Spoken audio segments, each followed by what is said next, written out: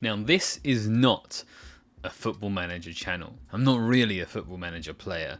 I have played it a bit, but not that much, especially not in recent years.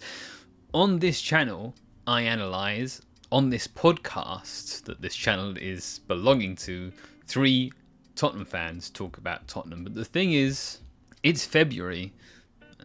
This season is kind of already done unless we get dragged into the relegation zone. There isn't that much to say. It's kind of the same old thing. Really, it's already time to start looking forward to next season. And so, that's what we're going to try and do here. So here we are now in Football Manager 2024. I was hoping to do this in FM26, but it seems like maybe that game is still not really finished. What that means is we've had to try to update the squad, set the year to 2026. Like I said, I haven't played that much, so let's see how we are with that. And we're going to click Start New Game.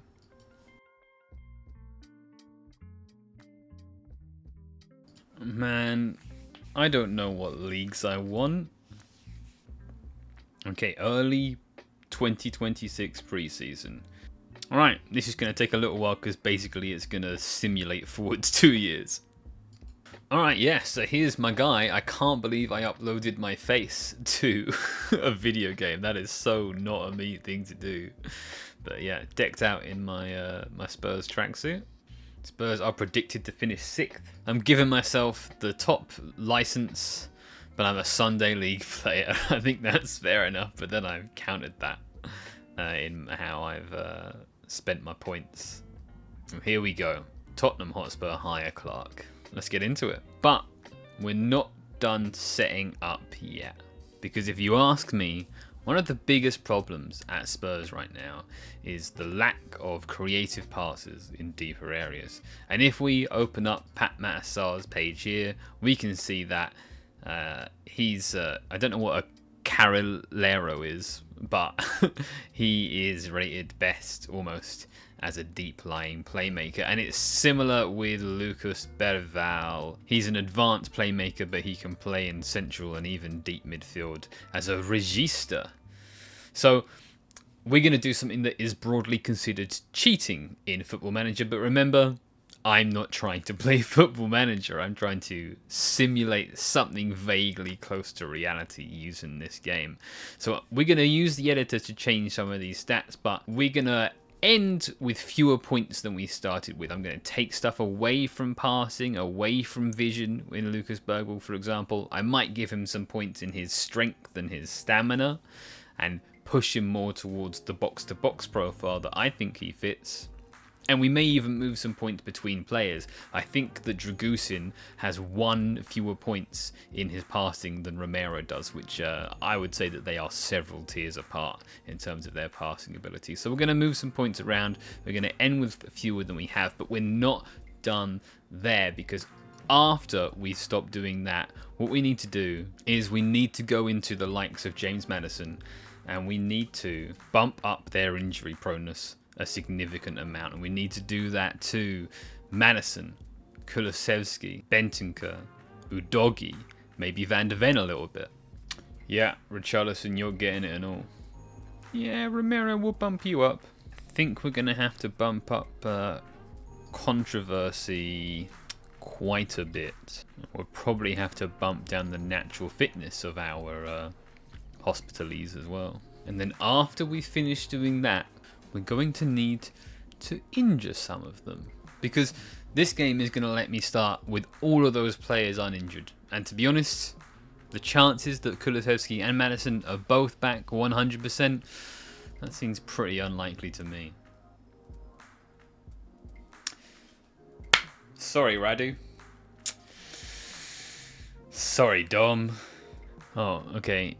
I can edit their condition, maybe? Let's see how that works. Basuma, professionalism. Let's try 3. Vicario, we're going to have to significantly lower your passing, but we'll make it up for you in shot stopping. And command of area, that's going to have to go down too. And strength. That's going to have to plummet. Okay, so now we have Pat Matasar, a ball-winning midfielder and a box-to-box midfielder. That's what we're looking for, I think, from him. Radu Dragusin, you are now buns. Archie Gray's a deep-lying playmaker too. Come on. What's going on here? Okay. I see what I've done here. I've downloaded something that makes everyone 2 years older. And then I've simulated forwards 2 years. So I've got to manually take 2 years off of everyone. Oh no. Okay, so before I go and change everyone's ages, and oh no, that's going to be the case for absolutely everyone in the database, what have I done? I've also taken quite a few points away overall from some of my first team players, and I'm going to give a few points in potential to some of my younger players as a little treat. Yeah, 7 for defensive positioning. That might be fair for Lucas Berafel at the moment. The hell is a Mazzala? Sorry, Alfie Dorrington. It's not going to work out for you like that. Got to admit, doing this does make me feel pretty old. Bentancur only 28. Could have fooled me, buddy. Alfie Devine, you're moving to Preston. Manor Solomon, I don't know, 5 million? So 2 seasons ago we finished 4th instead of 17th. This season we finished 10th. I'd be happy with 10th, I'd take 10th, but it does simulate where we want to be getting, the kind of scenario we're looking to set up in this game. Okay, so now we actually have some problems. Loaded up on box-to-box midfielders, a lack of players who can pass the ball, depth issue at left back, quality issue maybe at left wing, a goalkeeper you probably want to be changing in the next couple of years, but he's down the list of priorities. His backup is great with his feet, but he can't catch the ball. An extremely injury-prone squad, an outspoken captain, a handful of experienced players at the end of their contract, a small issue with homegrown numbers, a club that has underperformed expectations in recent seasons, a wonky wage bill. Now we have an actual challenge. And in return, that inkling of promise that the likes of Mikey Moore are actually showing some pretty good promise.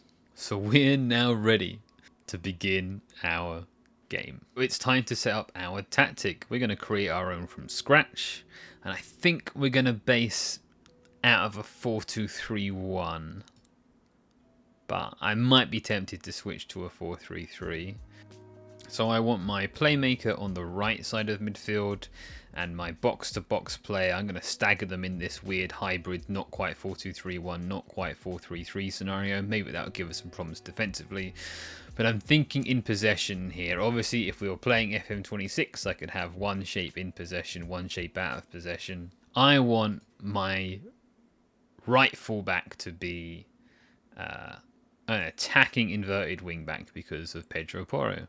And so what's going to happen here is he's going to be pushing up into midfield and forming this situational midfield 3 with the deep playmaker, who we don't have at the club, and the box-to-box midfielder, who we have too many of. Now, if this was sort of maybe 4 or 5 years ago, I would be thinking almost exclusively about horizontal space. I would be saying that the opposition are going to defend in a 4-4-2 more often than not, and therefore my priority is stacking players into the horizontal spaces between those spaces. So I'd be looking to make sure we always have a WM, and if I wanted to achieve that, I can make sure my central midfielders pushed up high and the fullback inverts. But I think what I actually want to do is achieve something a little more dynamic and variant. What I'm hoping to achieve is a situation in which sometimes the central midfielder pushes up and sometimes the inverted wing-back pushes up. And we arrive into that space. We're thinking about the space here much more back to front than we are thinking about it so much left to right. I think that Premier League football has become much more vertical and a little bit less horizontal. So we're going to be thinking tactically about our game in a rather vertical manner. And so now we're going to set our in-possession tactics with that in mind. We're going to have a positive mentality. So we're going to now make a contradiction. We're going to play out and we're going to play short and we're going to play slow, maybe even super slow. And we're even going to waste some time We're going to play wide. Yeah? Maybe only fairly wide. But we're also going to say run with the ball. We're going to say be expressive.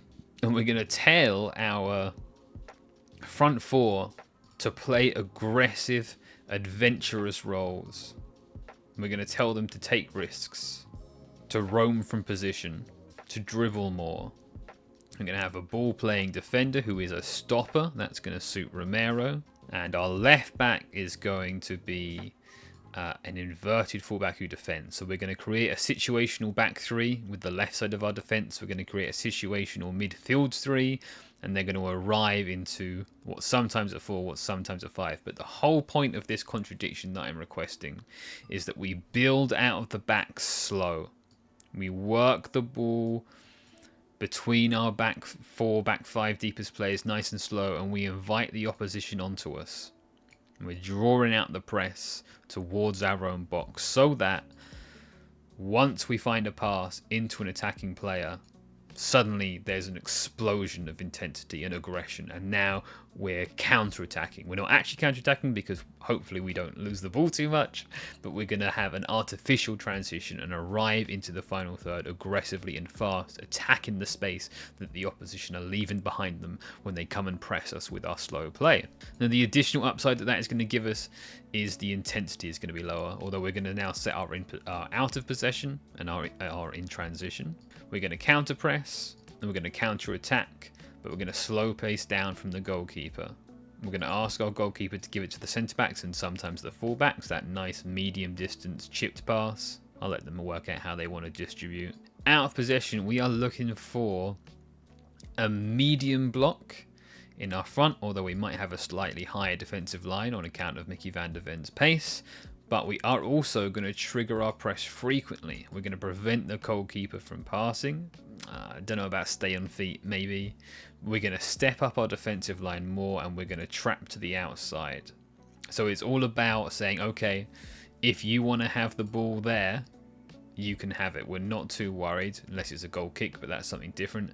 But the moment you enter our block, we're going to be aggressive, explosive, intensive. We're going to try and win the ball in these areas. To support that, we're going to ask our fullbacks to mark tightly, encouraging them to step up and create that sort of man-to-man press that you see in wide areas from modern teams in the Premier League. I don't know whether we want this central midfield or maybe box-to-box. Let's go with box-to-box and see how we're getting with it. And I guess we'll probably just put the keeper on sweeper keeper attack, I guess. We can invite our left back to take more risks, our box-to-box midfielder to dribble more often, and tackle harder. Yeah, sure, take more risks. Again, creating that once the ball reaches the front line, we go, go, go. I'd love to put my players into my positions right now, but I think everyone's on holiday. The board is disappointed that I didn't reach the FA Cup last season when I wasn't in charge. Sorry guys, my bad. It's time for the staff meeting, but before we do that, if I was made Emperor God King of Tottenham Hotspur, which is really what this game should be called, because a football manager shouldn't be able to sack the director of football, but that's what I'm about to do.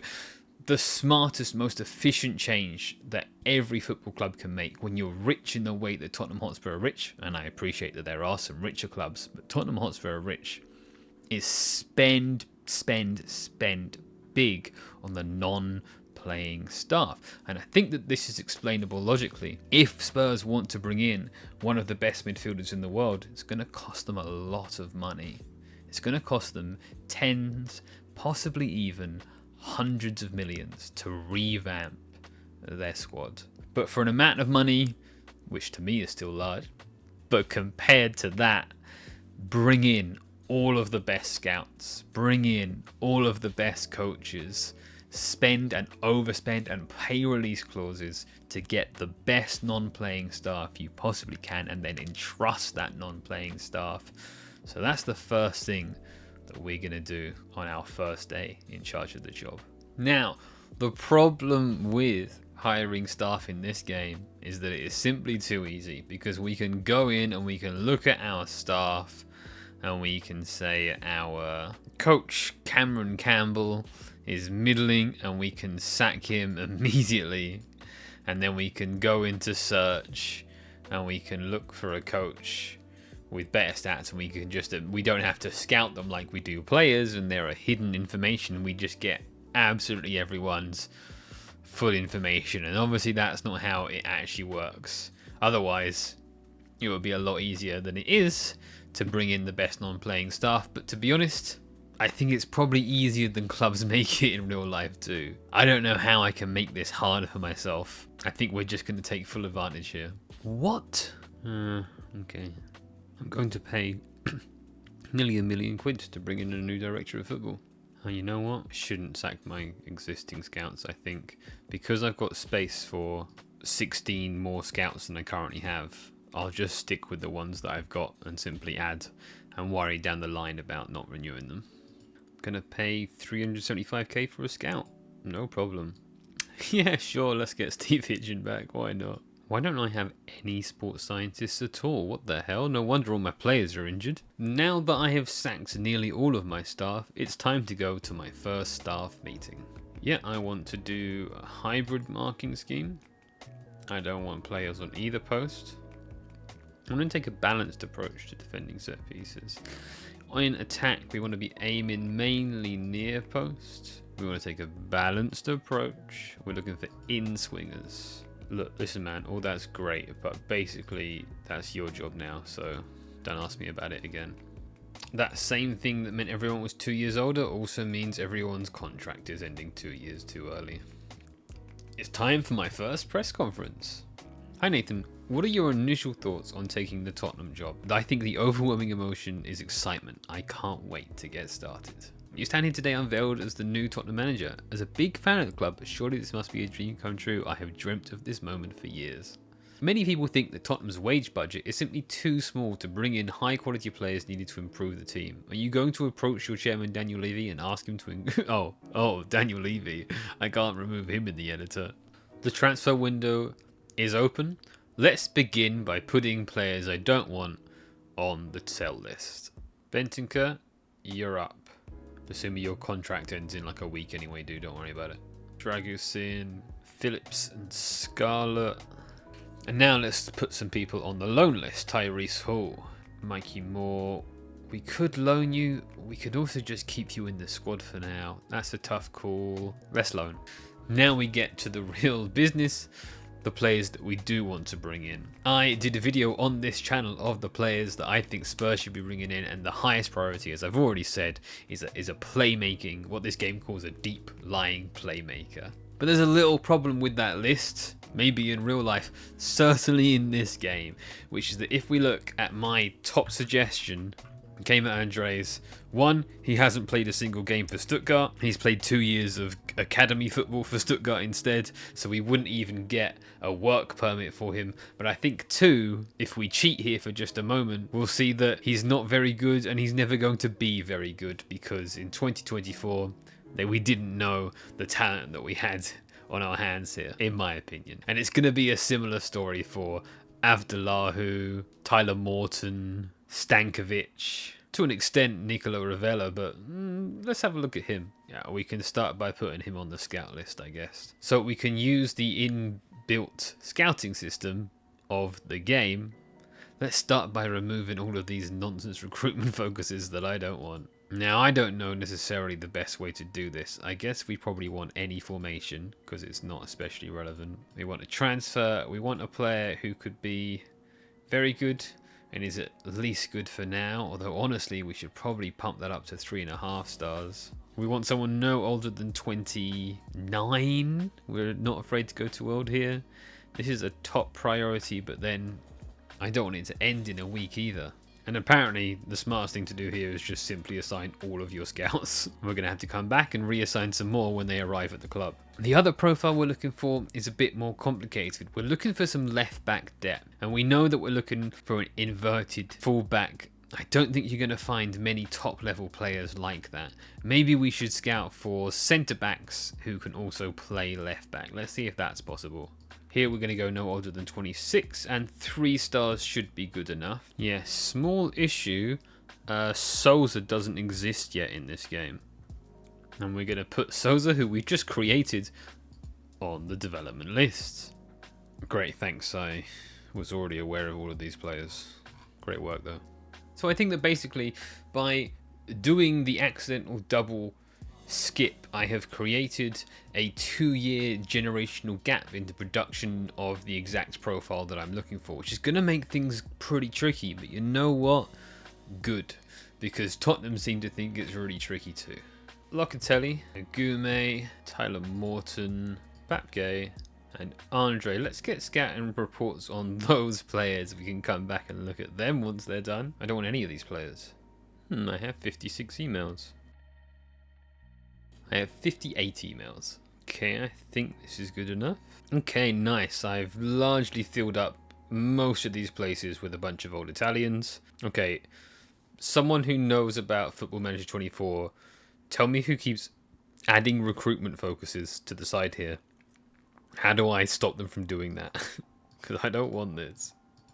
So we've got our 2 profiles that we're looking for, but there's this feature in Football Manager. It's kind of controversial to use it, right? You go into players in scouting range, which for us is the world, and you can just immediately go, I want a defensive midfielder who's good at being a deep line playmaker. Show me who you got. The thing is, in my opinion, that is what you should get in return for hiring all the best recruitment analysts and best scouts and absolutely loading up your recruitment department with those people. So, Blue Neri, Inter Milan, have offered 6.5 raising to 8 million for Jed Spence. Now, I like Jed Spence in real life as a Spurs fan. I think that he's a good player. The way that we're looking to utilize our right wing back, however, isn't a way that especially suits him. Moving inside and playing bold, aggressive passes. Spence is a fantastic attacker, an outside dribbler overlapping his winger, I think, and yes, he can play both sides. I think he's not ideal for the role that we're using Pedro Porro in. Maybe we can utilize him as that sort of differential profile so we can change things up, but if Porro's going to be out injured any time, we might have an issue. So I am open to the possibility of moving on from Jed Spence, but not a priority this window. He's useful on the left for the time being, and we don't have another left back in, and 8 million isn't close to enough. So I'm going to reject this for now, but I'm listening. So we've got some players back in training now. Let's assign our team. So I think our best 11 probably does look something like this, with Udogie, Van der Ven, Romero, and Porro making up the back line. Obviously, Vicario and goal. Bentancur is our standing playmaker for the time being. Obviously, urgent upgrade needed there. Conor Gallagher as the box-to-box midfielder ahead of Saar, Bergvall, Gray. We've already moved on from Bissouma. We allowed Palhinha's loan to expire in this scenario. Audebert is on the left. We're playing Maddison as our preferred number 10, if he's fit ever. Kudus over Kulusevski, but it's close. You're going to change it up depending on the opposition. Kudus for larger spaces, maybe. Kulusevski for more creative decision making. And we've gone Solanke over Richarlison, but I think that's a little close too. We're going to change the profile here. I think we want a pressing forward who attacks. Arguably, Audebert would profile more of a support winger, but we're looking for something more aggressive tactically. You can put Van der Ven on cover. I don't know how well that works in this game. Practically. In fact, you know what? Maybe that's a good general point here. If you are looking at this and going, Nathan, what the hell are you doing? That doesn't work tactically in Football Manager 24 at all. You can let me know. Let me know in the comments. Obviously, there's an extent to which I am not looking to win at Football Manager.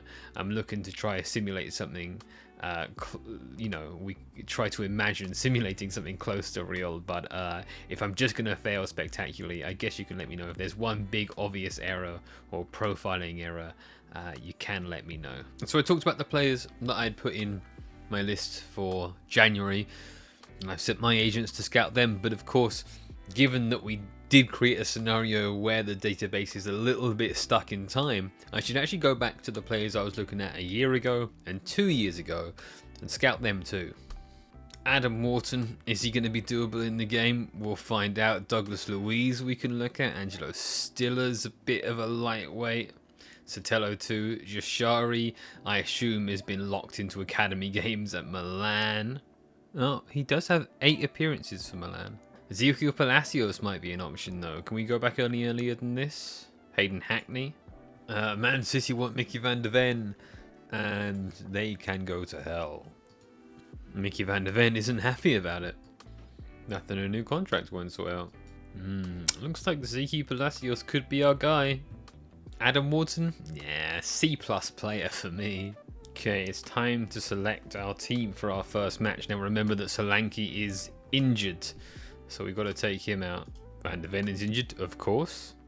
Alright, we're going to be watching the full match. I've accidentally skipped forward 2 minutes, so that we can analyse our tactics as they're going and work out what we might need to tweak on the go. Let me know in the comments if Charleston Barry is your local team. So here's our build-up game. We do start with a fat 4 from the goalkeeper who opts to go to the fullback. Then we create this situational back 3. That's what we're looking for. And then it's kind of another 3 for midfield with a front 4. That's what we're looking for. Nice and slow tempo here. And then we get to a player who's got an attacking instruction, but then we slow again. Now we're getting more of a situational 3-2. 5, which is the more sort of typical, this is what a lot of clubs are doing right now. And that's fine. We can switch between those modes. With the opponents, lots of different looks. I'm sure Charleston Barry are flummoxed by a 3-2-5. Charleston Barry not very keen to come out and press aggressively, not leaving lots of space in behind. Is that going to cause us problems for our high tempo frontline play? Or will it not matter because James Maddison is a lot better than Miguel? Oh, nice try. That's good football. That's good football. Lovely pass from Romero to start that one off. It's definitely fair to say that when the ball goes for the wide players, sometimes they're pretty isolated. Because we're looking to play that long vertical football, it means that the distance is quite large sometimes when we find a player in advanced positions. Oh, Vicario's injured. In comes Kinski.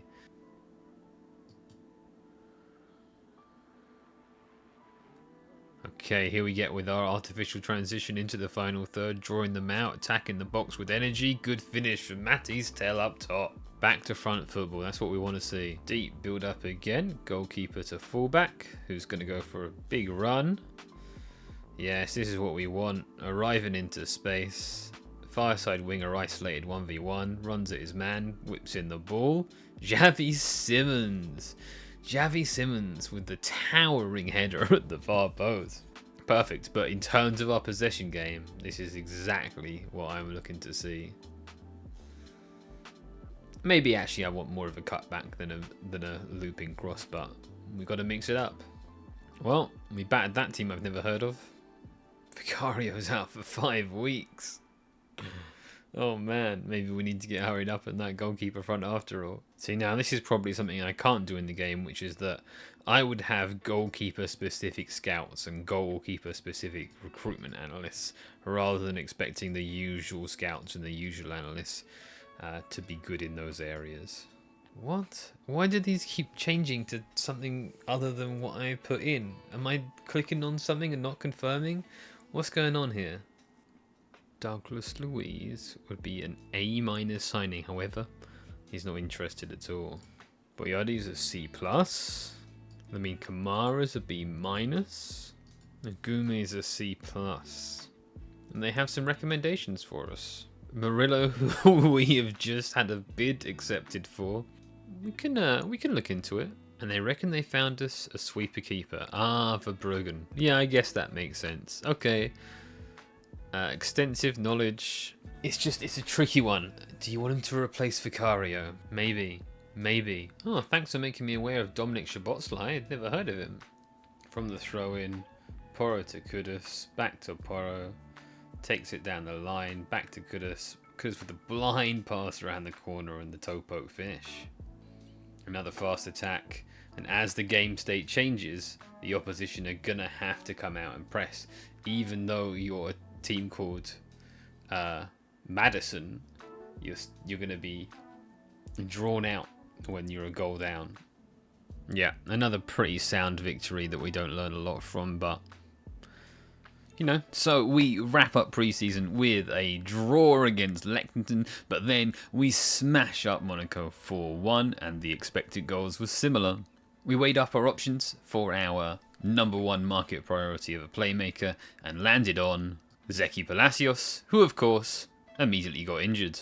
We also managed to sign Murillo. Now obviously in real life, Murillo is a very highly regarded and well-established Premier League player who's a lot better than this and would cost a lot more money and would demand a starting place. So try not to think of Murillo here as actually Murillo, but rather a 2.5 star with the potential to be a 3.5 star player who can play left centre back and left back and separate him from his name a little bit. Now I still managed to get him too cheap. The game let me buy him for 5 million, so I'm just going to manually take a chunk out of my budget, maybe 20 million or so, which seems closer to fair. Tactically, we've moved on number 10 back into a central position because it definitely felt like most of the time the box-to-box midfielder was pushing up into that front line and the wing back was hanging around in midfield. So I'm hoping that maybe what was happening there is that the number 10 was getting in the way, treading on the toes of the right wing back, and I'm hoping moving them central will allow that to be a bit more variable, a bit more dynamic,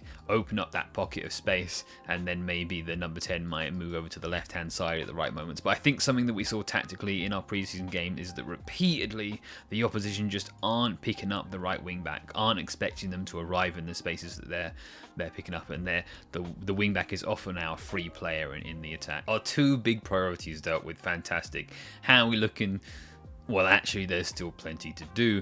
We do want to improve on the goalkeeper. Longer term, we do want to be bringing in a more suitable second choice right wing back. We do want a backup playmaker. And maybe we want to bring in a first choice left winger. But there is a bigger issue underlying all of these, which is that we still have a very high number of injury-prone players on the book. We've moved on Bentancur. We brought in left centre-back and left-back depth to help with that, but we just simply have too many injury-prone players. So let's start by putting Richarlison up for sale, reconsidering Matty's Tell as a backup 9 rather than a backup left winger, and therefore we have a bit of space to actually bring in a left winger. Now those injuries that we tried to inflict earlier, what we can do actually is ban them instead. Dragosin, you are out for 6 weeks, mate, which might make selling you harder, but I guess that's kind of the point. So that's our transfer situation, but in the meantime, it's time to play our first Premier League game of the season. Let's get into that. Still not quite getting the positioning out of the box-to-box midfielder that I'm looking for. Let me see if I can play around with his instructions a little bit.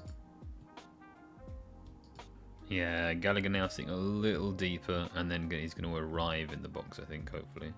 Man, we're all over them. We are all over them.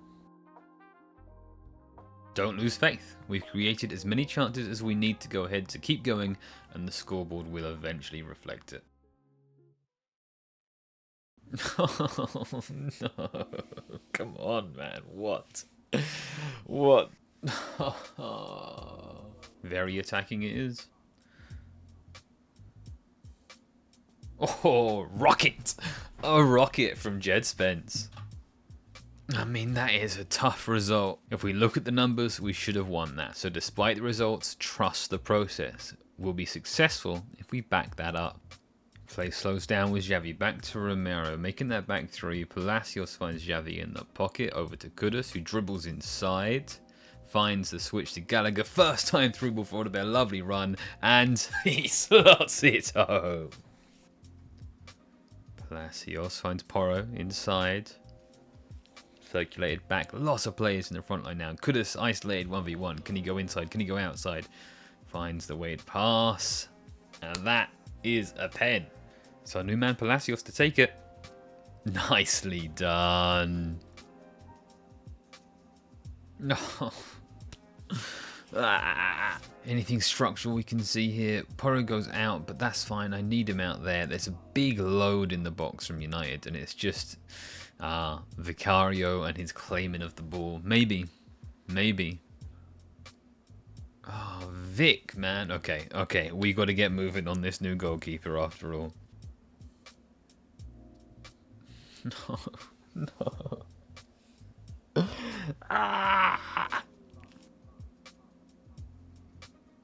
Sloppy from Romero.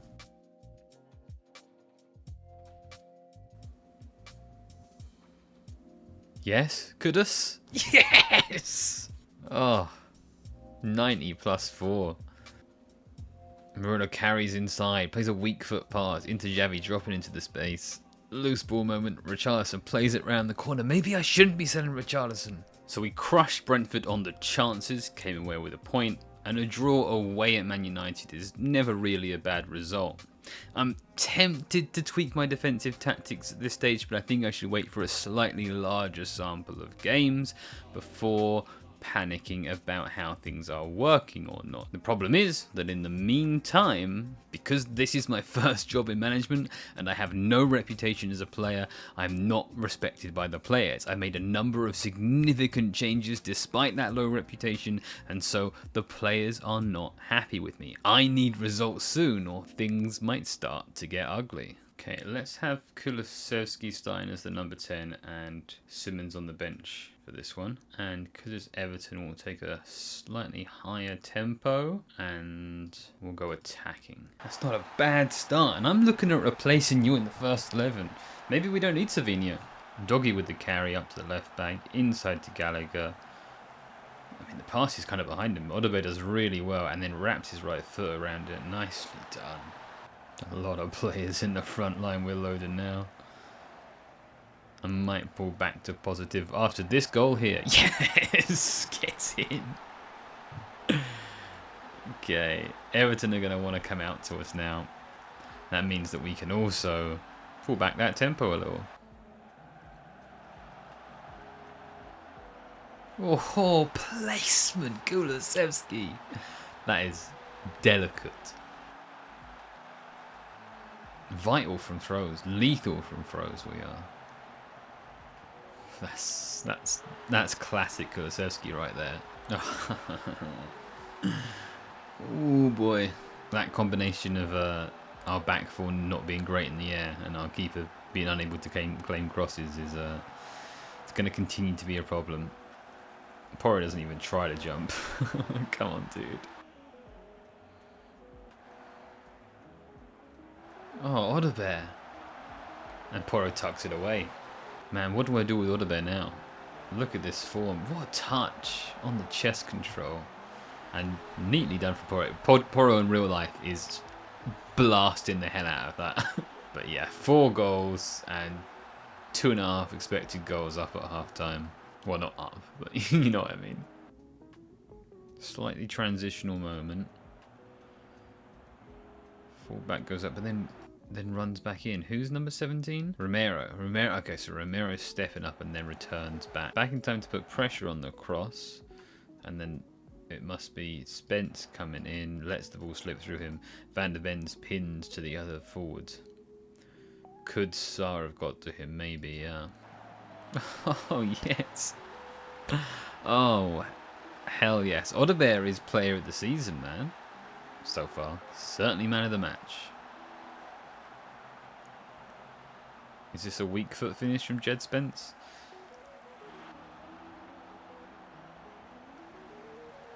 Yes. A 6-2 is just what we needed to give confidence in me and my tactics, at least offensively. I think it's fair to say at this stage that there's some defensive issues going on. Now, part of that obviously is that I used the editor to tell the game that they're all bad positionally, none of them can jump, and Vicario is terrified to come off his line. But I still suspect that the game thinks asking both fullbacks to mark tightly is probably causing some issues, and apparently you want to tell them to get stuck in. I wish there was like a medium high line, you know? Not like an all-out high press. Okay, we pick a rotated team for the cup. Give Savio his debut on the right. We are having in serious problem. Yeah, let's do something. Let's get more aggressive in our press. Nice. Odebear again. Oh my goodness, this kid. What did I buy Savinho for? Lovely underlap from Palacios. Things definitely been swinging more our way since we adopted a more aggressive press, but let's watch this set piece. Yeah, that's going to keep being a problem for us. You can see the way that Fulham's chances, and they really rack up any of the match are grouped together in these sections where they have set pieces or a number of crosses where they're winning the second ball and crossing again. It's pretty clear that our big weakness is physical aerial duels and dealing with crosses. It's deadline day. I have a goalkeeper to bring in and a handful of players to move on. Tottenham have signed for Bruggen. It's Fulham again, but this time we're going out with a keeper who can catch the ball and 3 defenders who can jump. Another corner for Fulham. Oh, that's not any better. What the hell, man? Come on. This is all very Ange Postecoglou. What are they doing in set piece training, huh? Maybe some of that.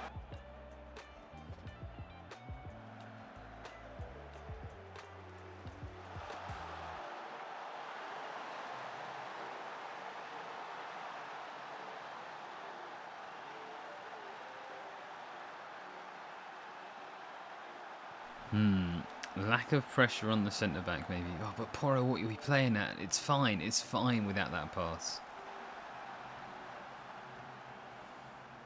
Oh. Get in. Here we go. Oh, what a free kick. Oh my goodness. That's it. This is the problem. With all of Georgeson's set-piece time is spent smashing free kicks in from 35 yards.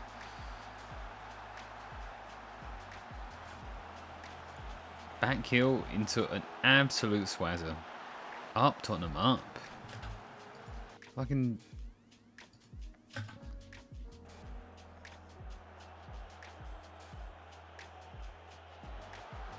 Never mind, we did great. Perfect. No notes at all. Perfect. Nice touch, Oliver. In then out. I don't understand the marking that Fulham are up to, but we take it. We take it. Revenge!